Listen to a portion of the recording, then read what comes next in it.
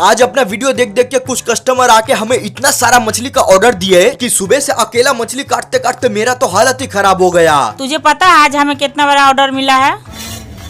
कितना बड़ा? 800 पीस कतला मछली का ऑर्डर है। क्या कहा? 800 पीस कतला मछली का ऑर्डर है? अरे बाप रे, इतना सारा कातला मछली का ऑर्डर किसने दिया? और वो भला इतना सारा कातला मछली लेके क्या करेंगे? ये तो जब वो आएंगे तभी उनसे पूछेंगे। तो मैं रोज की तरह आज भी दुकान है के अपने चीते को धार दे रहा था, तभी मम्मी ने कहा कि आज 800 पीस कातला मछली का ऑर्डर है। मैं तो चौंक गया। और ये जो हमें ऑर्डर मिला था ना, ये अपने कुछ भाइयों ने मुझे ऑर्डर दिया था कि एक पूजा में ये मछलियाँ भोग चढ़ाया जाएगा, इसीलिए ऑर्डर का जितना भी मछली था सारा मछली सबको एक जगह रख दिया। बाद में काटेंगे, पहले दुकान का सारा मछली को निकाल लेते हैं। ऑर्डर के लिए आज दुकान पे मछली कम लाए थे, मात्र था रोहू मछली, झींगा मछली, पापदा मछली, पॉम्पलेट मछली और थोड़ा भोला मछली। और वेदर भी सुबह से खराब होकर पड़ा था, जिसके लिए डर भी लग रहा था। मगर एक दादा आके चुनने लगते हैं पापदा मछली, और पता जब उन दादा का सारा पापदा मछली में वजन करके कैंची से उनको काट के दिया, तभी देखा ऊपर से बारिश शुरू हो जाता है। तो मैं फौरन दुकान से उठ के छाता लगाया और एक कस्टमर आके चुनने लगे भोला मछली, और चुन चुन के ले लिए थे 4 पीस बड़ा साइज का भोला मछली। क्योंकि ऑर्डर का मछली काटना था, इसीलिए उनका सारा भोला मछली जल्दी से अपने भोलेपन से काट के उनको दिया। अभी कॉल आया कि मछली काटना शुरू कर दीजिए। मैं लगभग आधा 10 किलो मछली काट भी लिया था। अभी उसी बीच ये भैया और दीदी के मुझको बोलते हैं कि बाबू हमको 1 किलो झींगा मछली दो। और पता जब इनका 1 किलो झींगा मछली वजन किया, तो ये भैया बैठ के चुनने लगता है पॉम्पलेट मछली, और ले लिए थे आधा किलो बड़ा साइज का पॉम्पलेट मछली भी। अब ऑर्डर का बीच में दुकान का मछली को भी बेचना पड़ेगा ना, इसीलिए उनका सारा मछली काट के उनको दे दिया। उसके बाद मम्मी को बोला कि मम्मी वो सब भाई आ गए, आप सारा मछली को निकालिए। और जो आधा मछली झोला में था, बाकी जो बचा कुचा था उसको भी मैं फटाफट काट लेता हूँ, और सारा मछली काट के लगभग 600-700 पीस कर लेता हूँ। और अकेला काम करते करते बहुत थक गया था। मगर अंत में भाइयों से मछली का पेमेंट लेके भाइयों से थोड़ा बातें वगैरह करके भाई सबको उनका मछली दे दिया। उसके बाद अंत में कुछ परिवारों के संग फोटो वगैरह खिंचवा के मुस्कुराते हुए हम अपना घर चले गए।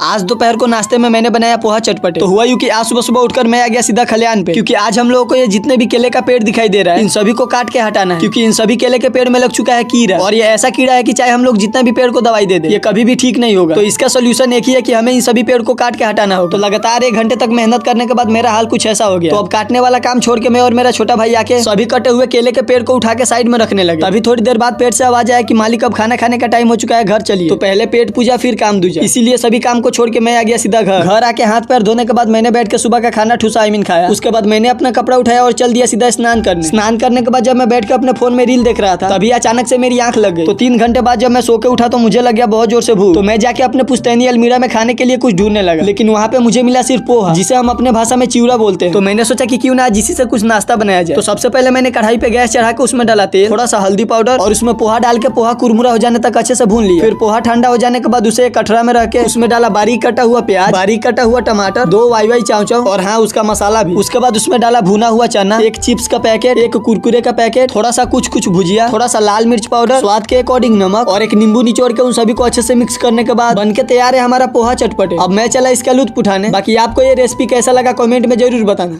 आज मैंने बनाया एकदम इजी एंड लाजवाब मैक्रोनी पास्ता। आज दोपहर को जब मेरा दिमाग कंटेंट की तलाश में भटक रहा था, तो मैंने सोचा क्यों ना आज एकदम इजी तरीका से पास्ता बनाया जाए। तो सबसे पहले मैंने आके कढ़ाई पे गैस चढ़ा के उसमें डाला पानी, थोड़ा सा नमक और तेल, फिर उसमें अपने अकॉर्डिंग पास्ता डाल के उसे उबलने के लिए ढक दिया। जब तक पास्ता उबल रहा था तब तक मैंने आके 3 प्याज और 3 टमाटर को कुछ शेप में कट कर लिया। फिर पास्ता उबल जाने के बाद मैंने पास्ता को नदी से छान के बाहर निकाला। उसके बाद वापस से कढ़ाई पे गैस चढ़ा के उसमें डाला तेल, कटा हुआ प्याज और टमाटर। फिर प्याज और टमाटर पक के कुछ इस तरह से दिखने लगे तो उन्हें बाहर निकाला और उन्हें मिक्सी में डाल के उनका पेस्ट बना लिया। फिर उसी कढ़ाई में वापस से डाला थोड़ा सा तेल, 2 से 3 बारीक कटा हुआ हरा मिर्च, थोड़ा सा स्प्रिंग ऑनियन जिसे हम लोग सांडा बोलते हैं, थोड़ा सा हरा मटर और प्याज टमाटर का पेस्ट। इन सबको डाल के थोड़ी देर चलाने के बाद उसमें डाला हल्दी पाउडर, जीरा धनिया पाउडर, लाल मिर्च पाउडर और स्वाद के अकॉर्डिंग नमक। फिर सभी माल मसाले को भूनते भूनते कुछ इस तरह से दिखने लगे तो उसमें थोड़ा सा पानी डाल के उसमें सभी उबला हुआ पास्ता डाला और उन सभी को अच्छे से मिक्स करके कुछ इस तरह से दिखने लगे तो बनके तैयार है हमारा एकदम इजी एंड लाजवाब मैक्रोनी पास्ता। तो मैं चला इसका लुत्फ उठाने। आपको ये रेसिपी कैसा लगा कमेंट में जरूर बताना। आज पहली बार रविवार के दिन पे मम्मी को ना जैसे तैसे करके दुकान पे केकड़ा लाने के लिए मना ही लिया। मम्मी एक दिन दुकान पे केकड़ा लाओगी? केकड़ा खाने के लिए बोल रहा है या बेचने के लिए? अरे केकड़ा खाने में तो बहुत अच्छा लगता है, ऊपर से स्वादिष्ट भी बहुत है। ठीक है, कोशिश करेंगे लाने का।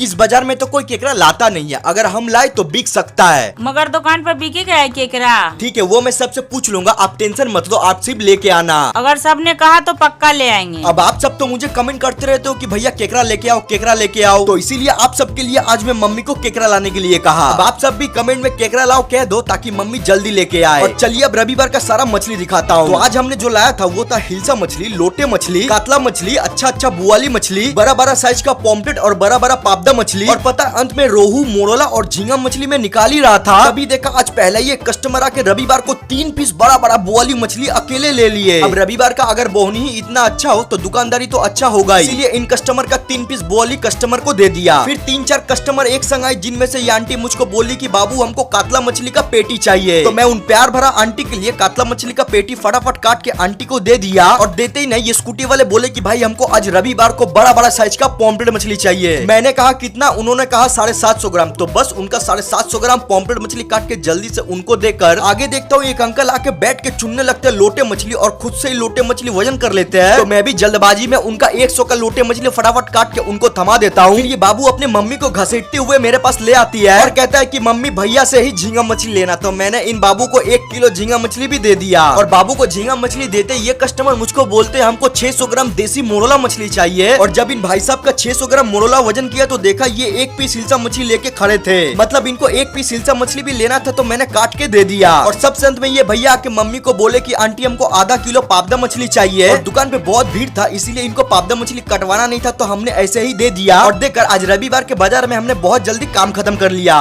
मम्मी कल जो हम बाजार से ये मटन लाए थे आज बनाने के लिए, तो आप इसको आज बनाइएगा कि नहीं? लाओ इसको इधर लाओ, बनाने के लिए तो इसको लाए हैं। हाँ तो फिर बनाइए ना। चलो आओ इसको बनाते हैं। तो जैसे कि अगले दिन दुकानदारी करते करते हमने सोच लिया था कि वोट वाले दिन पे अपना दुकान बंद रहेगा तो हम घर पे मटन बनाएंगे, इसीलिए अगले दिन दुकानदारी खत्म करके घर जाते जाते मटन लेके चले गए। इसीलिए मम्मी आज घर पे स्वादिष्ट सा मटन बनाएगी। तो पहले तो मम्मी मटन सबको अच्छे से धो लिया और उसमें आलू प्याज देने के लिए आलू और प्याज दोनों को काट लिया।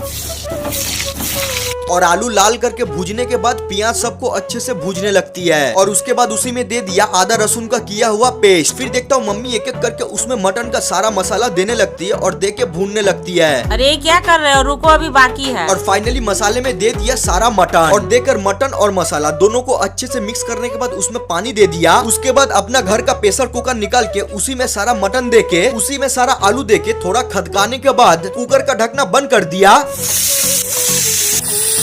और इसी तरह लगभग कंटिन्यू 10 से 12 सीटी मारने के बाद अब लग रहा है अपना मटन बन के तैयार है। और देख के तो लग ही रहा है कि आज मटन लाजवाब बना है। तो चलिए अब टेस्ट करके मम्मी को बताते हैं। ये लो बन के तैयार है तुम्हारा मटन। और सच में जब खाया तो ये तो सच में बहुत अच्छा बना है।